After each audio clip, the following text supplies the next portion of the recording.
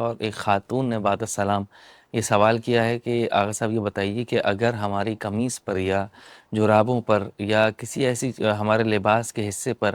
کوئی کارٹون یا کوئی کیریکٹر یا کسی جانور کی تصویر بنی ہوئی ہو، یعنی عکس بنا ہوا ہو اس کا، اور اس حالت میں اسی لباس میں اگر ہم نماز ادا کریں تو ہماری نماز کے بارے میں کیا حکم ہے؟ اس سے آپ کی نماز باطل نہیں ہوتی، لیکن یہ ہے کہ سامنے آپ کے سامنے جو ہے وہ تصویر آویزان ہو تو اس کی طرف نماز پڑھنا مکروہ ہے۔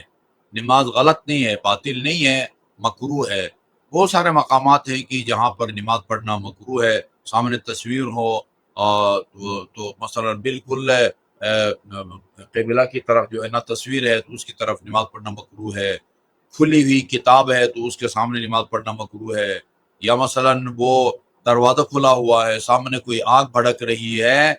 غلط ایسی جگہ مقامات کی جہاں پر آپ کی توجہ جو ہے نا وہ نماز سے ہٹ سکتی ہے، ادھر نماز پڑھنا وہ مکروہ ہے۔ اور باقی یہ جو آپ نے چند ایک مثالیں دی ہے اس میں آپ کی نماز باطل نہیں ہوتی۔ البتہ آپ بھی متوجہ ہوں گے، یہ بعض لوگ ایسے کپڑے پہنتے ہیں، شرٹ وغیرہ پہنتے ہیں جن کی پشت پر جو ہے نا وہ عجیب عجیب تصویریں بنی ہوئی ہوتی ہیں، بلکہ معذرت کے ساتھ وہ کتے کی تصویر بنی ہوئی ہوتی ہے، یا مثلا یا عیسائی اور یہودیوں کی جو ہے نا وہ ان کی نشانیاں وہ انہوں نے بنائی ہوئی ہوتی ہے، لوگ متوجہ نہیں ہوتے اور اس کو پھیر کے نماز پڑھتے ہیں۔ تو ظاہر ہے جس نے جو ہے نا کوئی سے شرٹ پہنی ہوئی ہو کہ جس کے اوپر تصویر ہے، انسان کی تصویر ہے، اور اس سے بھی بدتر کسی کتے کی تصویر ہے، وہ آپ کے جو ہے نا وہ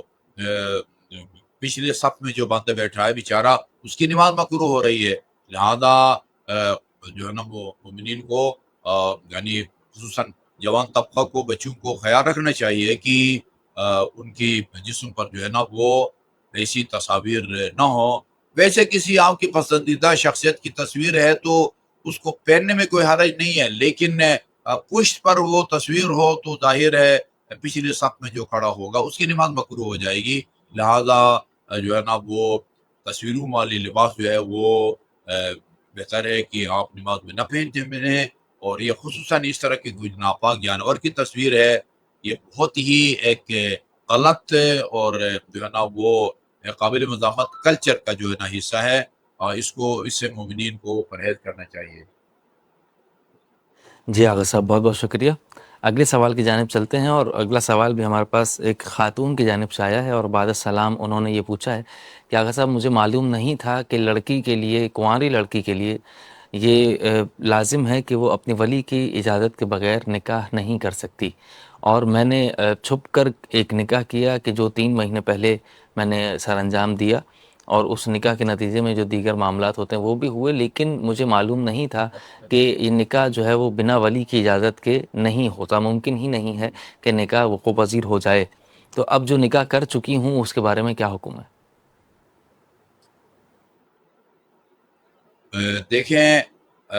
ابھی بھی یعنی جب آپ کو مسئلے کا پتہ چل گیا ہے تو اگر آپ جاری رکھتے ہیں ان تعلقات کو تو آپ کے لیے جائز نہیں ہے۔ ابھی آپ کے والد صاحب اگر آپ کو اجازت دے دیتے ہیں تو یہ آئندہ جو ہے نا وہ آپ کا عمل جو ہے وہ جو ہے نا وہ جائز ہوگا۔ جس طرح بچی کی اجازت کے بغیر جو ہے نا وہ تو مین چیز ہے، بچی یا بچے کی اجازت کے بغیر نکاح پڑھا جائے اور بعد میں وہ راضی ہو جائیں تو وہ نکاح صحیح سمجھا جاتا ہے، اس کو ہم عقد فضولی کہتے ہیں۔ عقد فضولی مثلا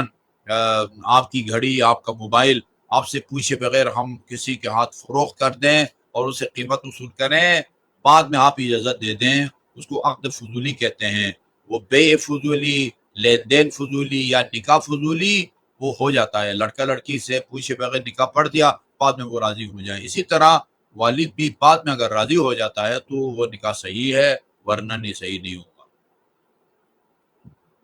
شکریہ۔ اس کے بعد ہمارے پاس اگلا سوال موجود ہے، اور سوال کرنے والے نے سوال بعد السلام یہ پوچھا ہے کہ آغا صاحب ہمارے ایک عزیز ہیں، انہوں نے ایک خاتون کے ساتھ غیر اخلاقی کام کیا، اور اسی خاتون کی چھوٹی بہن کے ساتھ اب وہ نکاح کرنے جا رہے ہیں۔ اچھا وہ شخص جو ہے وہ خود اہل تشیع ہے، لیکن جو خاتون ہے وہ اہل سنت سے تعلق رکھتی ہیں، اور ان کے ساتھ معاملہ پہلے ہوا ہے اور اس کے بعد اب گناہ انہوں نے کیا، اور اس کے بعد اب انہی کی چھوٹی بہن کے ساتھ وہ نکاح کر رہے ہیں، تو کیا یہ ان کے لیے نکاح کرنا جائز ہوگا یا نہیں؟ نکاح ہو جائے گا یا نہیں ہوگا؟ وضاحت فرمائیے۔ دیکھیے جی، دو بہنوں سے ایک ساتھ نکاح جو ہے وہ جائز نہیں ہے۔ وَأَن تَجْمَعُوا بَيْنَ الْأُخْتَيْنِ، یہ قرآن میں بھی ہے، یعنی ایک ساتھ جو ہے نا دو بہنیں کسی کے نکاح میں نہیں آ سکتی۔ یہ ایسا نہیں ہے، ایک سے اگر ناجائز تعلقات ہیں رہے ہیں تو اسی سے بھی جو ہے نا وہ نکاح ہو سکتا ہے جس سے ناجائز تعلقات تھے، اور اس کی بہن سے بھی جو ہے نا وہ ہو سکتا ہے۔ یعنی یعنی دو بہنیں نکاح میں ہوں یہ جائز نہیں ہے۔ جی آغا صاحب بہت بہت شکریہ۔ اس کے بعد ہمارے پاس اگلا سوال ہے، اور بعد السلام انہوں نے یہ پوچھا ہے کہ آغا صاحب اگر نماز میں ہم رکوع کرنے کے لیے جا رہے ہوں اور ہمارا